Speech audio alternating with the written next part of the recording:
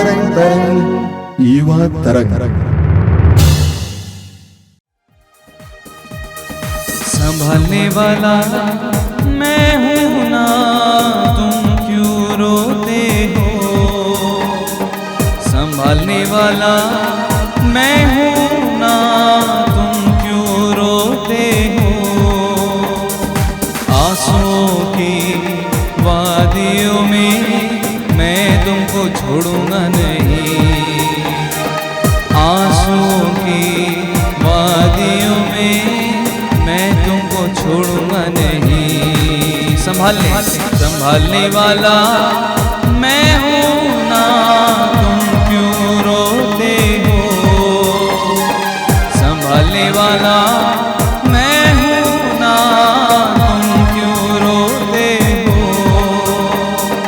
आंसुओं की वादियों में मैं तुम्हें छोड़ूंगा नहीं।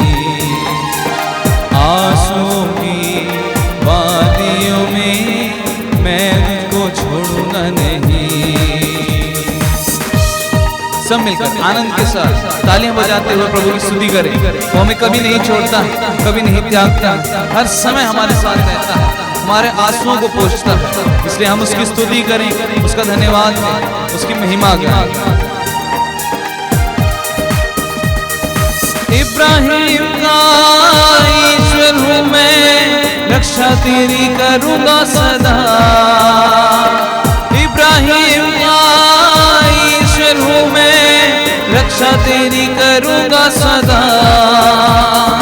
मोरिया पहाड़ पे तुझे संभालने क्या मेरी शक्ति नहीं है। मोरिया पहाड़ पे तुझे संभालने क्या मेरी शक्ति नहीं है। गाएं संभालने वाला मैं हूँ ना, तुम क्यों रोते हो। मिलकर संभालने वाला मैं हूँ ना, तुम क्यों रोते हो। आंसुओं की वादियों में मैं तुम्हें छोड़ूंगा नहीं। आंसुओं की वादियों में मैं तुम्हें छोड़ूंगा नहीं। सभी युवा भाई बहनों को जय यीशु। फिर एक बार मैं आप सभी का इस युवा तरंग में स्वागत करता हूं। मैं जानता हूं कि आप इस युवा तरंग से कृपाएं प्राप्त कर रहे हैं, प्रेरणा प्राप्त कर रहे हैं। जारी रखिए, जुड़े रहिए। मेरे प्रिय बेटे बेटियों, भाई बहनों, जीवन एक बहुत बड़ा रहस्य है। कई बातें हमारी आंखों से और हमारे मन से बहुत दूर हैं। जीवन में कई ऐसी घटनाएं घटित होती हैं, ऐसे प्रसंग आते हैं, ऐसी परिस्थितियां आती हैं जिसको हम समझ नहीं पाते हैं। कभी कभी हम लोग असमंजस में रह जाते हैं कि इसका अर्थ क्या है, ये क्या हो रहा है। हम लोग कभी घबरा जाते हैं, विशेष करके आपके जीवन में जब इमोशंस यानी भावुकताएं बहुत तेज हैं। बहुत जल्दी घबरा जाएंगे, बहुत जल्दी विचलित हो जाएंगे। ऐसे अवसरों में मैं आपसे अनुरोध करूंगा, रुकिए, कुछ देर प्रार्थना में बिताइए, प्रभु को सुनने का प्रयास कीजिए।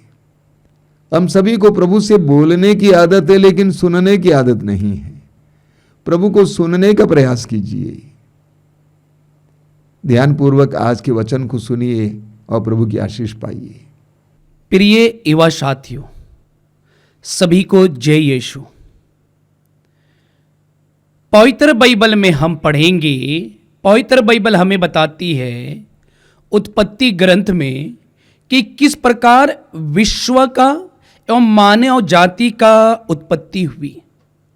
उसके बारे में बहुत ही सुंदर और विस्तार से दिया गया है। हम पढ़ेंगे उत्पत्ति ग्रंथ अध्याय 1 वाक्यांश 1 से आगे, जहां पर प्रभु का वचन कहता है कि प्रारंभ में ईश्वर ने स्वर्ग और पृथ्वी की सृष्टि की। पृथ्वी उजाड़ और सुनसान थी, अतः गर्त पर अंधकार छाया हुआ था और ईश्वर का आत्मा सागर पर विचरता था। ऐसा बैकग्राउंड पवित्र बाइबल सामने रखती है। उसके बाद क्या हुआ इसके बारे में बहुत ही सुंदर तरीके से विस्तार से हमारे सामने प्रस्तुत करती है। वचन हमें बताता है कि ऐसी परिस्थिति में ईश्वर ने कहा प्रकाश हो जा, और प्रकाश हो गया। ईश्वर ने कहा पानी के बीच एक छत हो जो पानी को पानी से अलग करे, और ऐसा ही हुआ। ईश्वर ने कहा पृथ्वी पर हरियाली सब तरफ ललहाए, और ऐसा ही हुआ।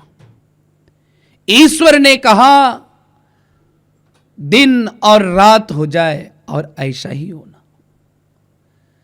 ऐसी बातें हम पढ़ते हैं पवित्र बाइबल में, यानी कि पिता परमेश्वर शब्द मात्र से विश्व की सृष्टि की, शब्द मात्र से इस हमारे चारों ओर जो भी प्राकृतिक है सब ईश्वर ने शब्द मात्र से बनाया। लेकिन प्रभु का वचन हम पढ़ेंगे, मनुष्य को कैसे बनाया? क्या मनुष्य को ईश्वर ने शब्द मात्र से बनाया कि वह अपने हाथों से बनाया? इसके बारे में पवित्र बाइबल क्या कहती है प्रिय युवा साथियों, आइए हम सुनेंगे। उत्पत्ति ग्रंथ अध्याय 2 वाक्य 7 में हम पढ़ेंगे, जहां प्रभु का वचन स्पष्ट है।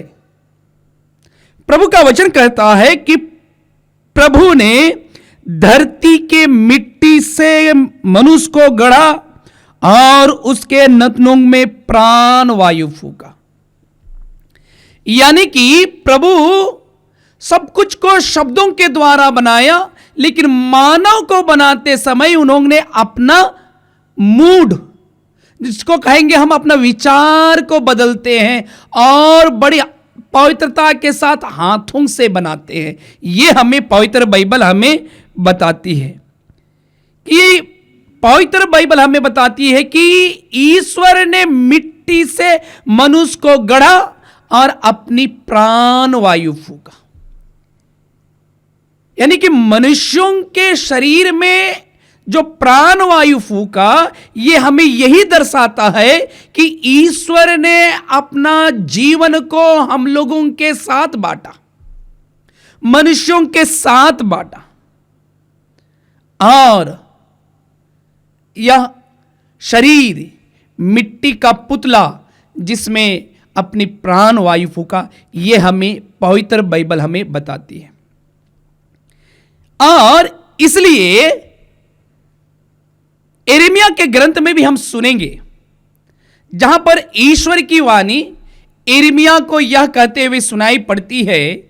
हम पढ़ेंगे यिर्मयाह के ग्रंथ अध्याय 18 वाक्यांश 1 से आगे, जहां पर कुम्हार के बारे में बहुत सुंदर दृष्टांत दिया गया है।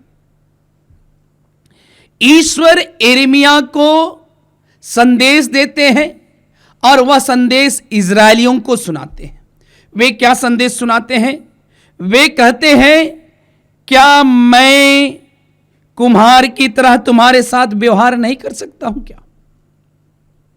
क्या मैं तुम्हारे साथ कुम्हार की तरह व्यवहार नहीं कर सकता हूं क्या?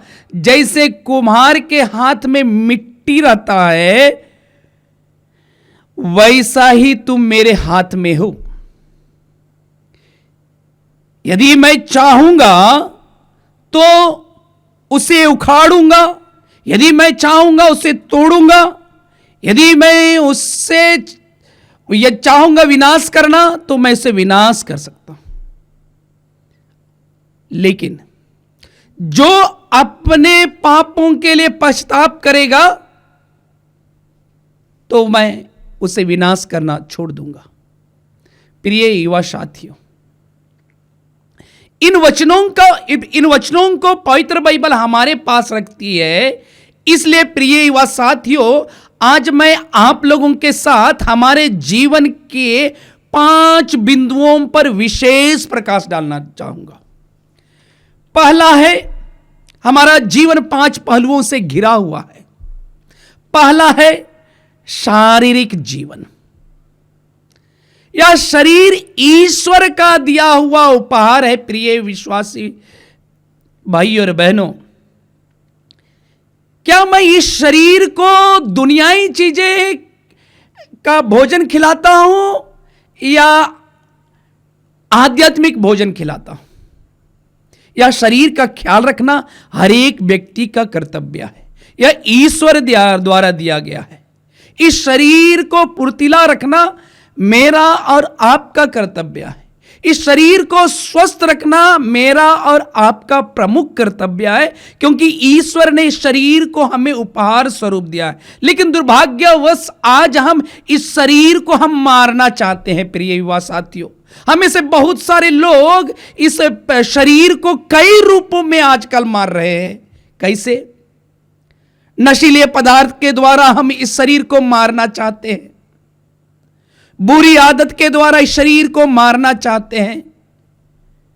प्रिय युवा साथियों, संत पौलुस कहते हैं, क्या तुम नहीं जानते आपका शरीर पवित्र आत्मा का मंदिर है, जहां प्रभु निवास करते हैं। प्रिय युवा साथियों, आइए आज हम अपने शरीर पर किस चीज को ढो रहे हैं, इस शरीर पर क्या चीज को लेकर कहां जा रहे हैं। आज प्रभु का वचन हमें अपने शरीर पर मनन चिंतन करने के लिए हमें प्रेरित करता है। हमें इस शरीर को हमें अच्छा भोजन की जरूरत है, या ये शरीर को हमें अच्छा जल की आवश्यकता है। इसलिए इस शरीर को शुद्धता में लाने के लिए हमें प्रभु की ओर निगाह रखनी चाहिए। हमें इस शरीर को पवित्र रखना चाहिए, क्योंकि प्रभु ने स्पष्ट रूप से कहा है। हम पढ़ेंगे निर्गमन ग्रंथ में अध्याय 19 वाक्यांश 1 में, जहां प्रभु का वचन हर एक मनुष्य के लिए है, ना कि पुरोहितों के लिए, धर्म बहनों के लिए और जो विश्वासियों के लिए नहीं। यह प्रभु का वचन सबके लिए है, जहां प्रभु कहते हैं तुम पवित्र बनो क्योंकि मैं तुम्हारा ईश्वर पवित्र हूं। क्या मैं अपने शरीर को पवित्र रखता हूं? आइए आज हम प्रार्थना करें कि प्रभु की आत्मा हमारे शरीर को पवित्र रखने के लिए हमें मदद करे। और दूसरी बात आध्यात्मिक जीवन पर हमें आज मनन चिंतन करना चाहिए, क्योंकि प्रभु ने हमें अपनी प्राणवायु इस शरीर पर फूंका है, जिसको संत पौलुस कुरिन्थियों के दूसरे पत्र अध्याय 4 में जब वे लिखते हैं, अध्याय 4 वाक्य 7 में हम पढ़ेंगे, जहां पर वे कहते हैं कि यह अमूल्य निधि एक मिट्टी के पात्र पर रखा गया है, वह मेरा नहीं बल्कि ईश्वर का है।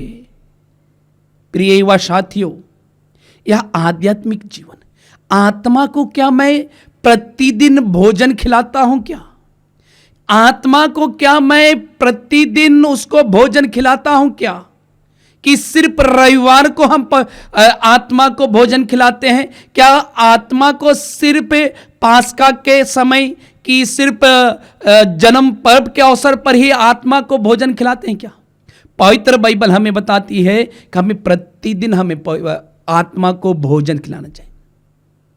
हमें हमारी आत्मा को हमें प्रभु का वचन देना चाहिए।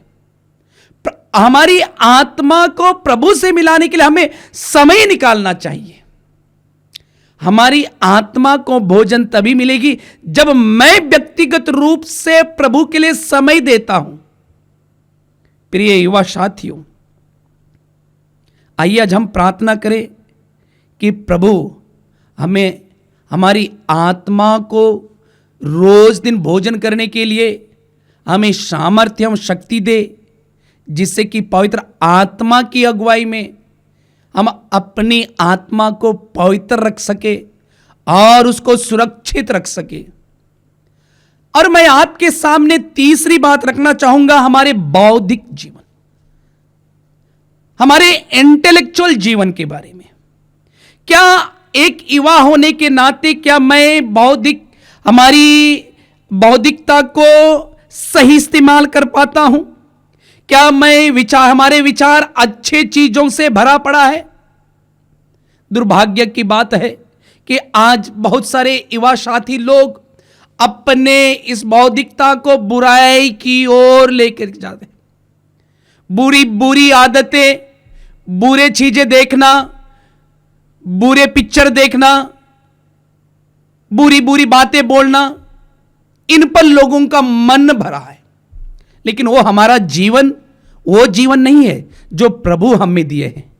प्रभु हमें ज्ञान बुद्धि दिए हैं अच्छाई और बुराई को पहचानने के लिए, और बुराई को ना करके अच्छाई की ओर बढ़ने के लिए। यही हम पढ़ते हैं प्रभु के वचन में, जहां प्रभु हमसे कहते हैं कि हर समय ऊपर के चीजें खोजा करो, हर समय स्वर्ग के राज्य के बारे में खोजा करो। प्रिय युवा साथियों, आइए हम प्रभु की आत्मा से हम प्रार्थना करें कि प्रभु की आत्मा हमारे मन को, हमारे विचारों को शुद्ध करे, पवित्र करे। और चौथी बात आप लोगों के सामने मैं रखना चाहूंगा, हमारी भावनात्मक जीवन। हम पढ़ेंगे रोमियों के पत्र अध्याय 12 वाक्यांश 15 में, जहां पर प्रभु का वचन हमसे कहता है कि आनंद मनाने वालों के साथ आनंद मनाएं, रोने वालों के साथ रोएं। और यही हम देखते हैं प्रभु यीशु के जीवन में। प्रभु यीशु, एक उदाहरण हम पाते हैं, लाजरुस की मृत्यु के समय प्रभु यीशु ने रोया। यही हम पवित्र बाइबल में पढ़ते हैं। यहां तक कि प्रभु यीशु अपने क्रूस पर मरते वक्त भी उन्होंने रोया। प्रिय युवा साथियों, हमें हमारी भावनात्मक जीवन का भी ख्याल रखना चाहिए। हमें हमारी भाव जो प्रकट होता है उसका भी ख्याल रखना चाहिए। जिस प्रकार प्रभु यीशु जिसके साथ रोना था उसके साथ रोते थे, जिसके साथ आनंद मनाना था उसके साथ आनंद मनाते थे। इसलिए आइए आज हम प्रार्थना करें कि पवित्र आत्मा हम सबों को, हमारी भावों को अपने अधिकार में लें, जिससे कि हम प्रभु की कृपा से, पवित्र आत्मा की कृपा से हमारे भावों पर भी हम मनन चिंतन करते हुए उस पर हम प्रभु की आशीष, प्रभु की कृपा पा सकें।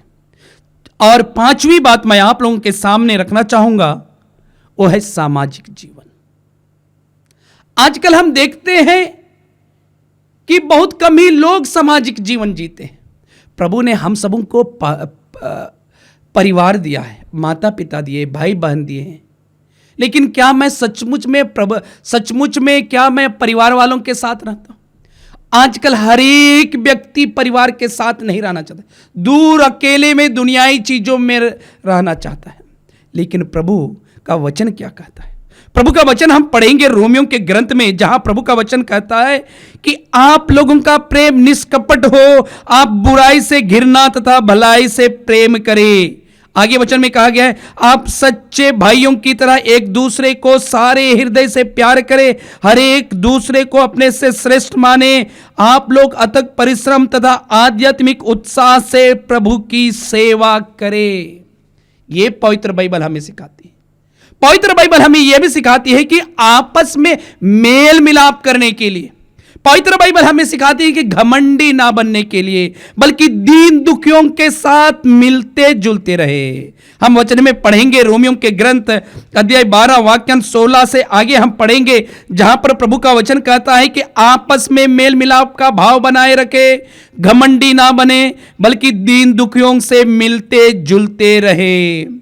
अपने आप को बुद्धिमानी ना समझे, बुराई का बदले बुराई नहीं करे, दुनिया की दृष्टि में अच्छा आचरण करने का ध्यान रखे।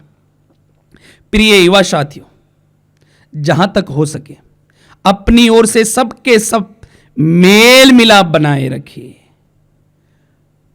आप स्वयं बदला ना चुकाए, बल्कि उसे ईश्वर के प्रकोप पर छोड़ दे, क्योंकि लिखा गया है, प्रतिशोध मेरा अधिकार है, मैं ही बदला चुकाऊंगा।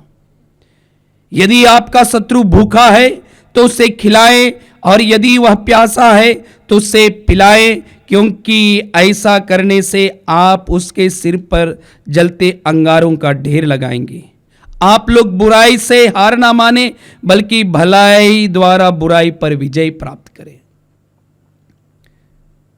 प्रिय युवा साथियों, आइए आज हम प्रार्थना करें कि प्रभु हमें विश्वास दिलाए कि यह मेरा शरीर ईश्वर का है, यह मेरा आत्मा नहीं बल्कि ईश्वर का है। पर यह मेरा बुद्धि मेरा नहीं बल्कि ईश्वर का है। यह मेरा सामाजिक जीवन हमें प्रेरणा देता है, सामाजिक जीवन जीने के लिए ये प्रभु हमें प्रेरणा देते हैं। तो आइए आज हम प्रार्थना करें कि पवित्र आत्मा हम सबों को अपने वरदानों कृपाओं से भरे, हम सबों को बुराई से बचाए, जिससे कि आज हम सब प्रभु की ओर पुनः दृष्टि लगा सके। आमीन। आइए हम प्रार्थना करें। प्रभु यीशु, तू हमारे मध्यस्थ है, तू हमारा मध्यस्थ है।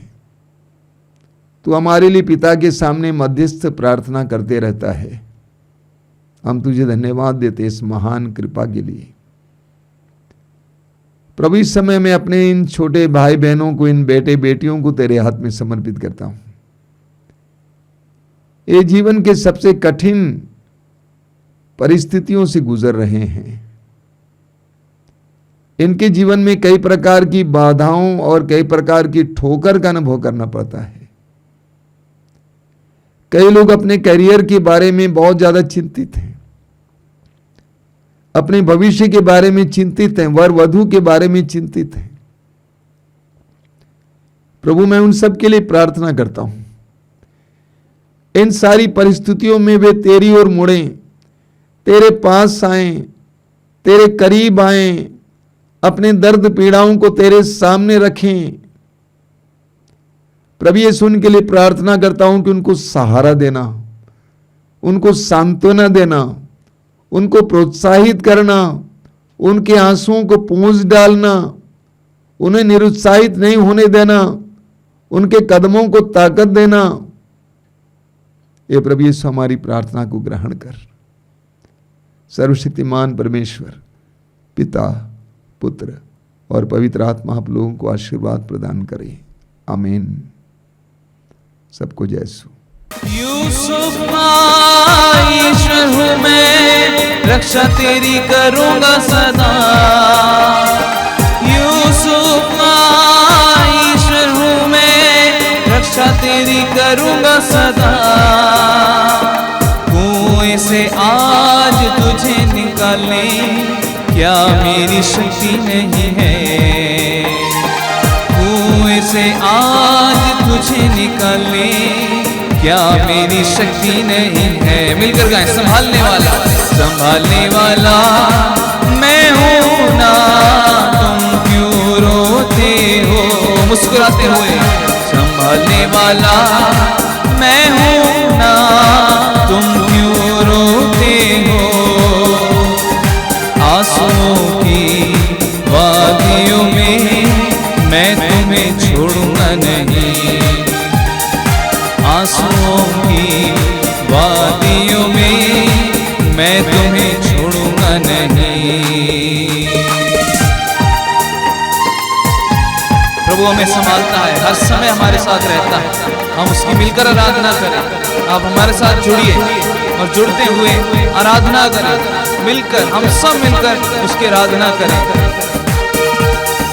मूसा का ईश्वर हूँ मैं, रक्षा तेरी करूँगा सदा।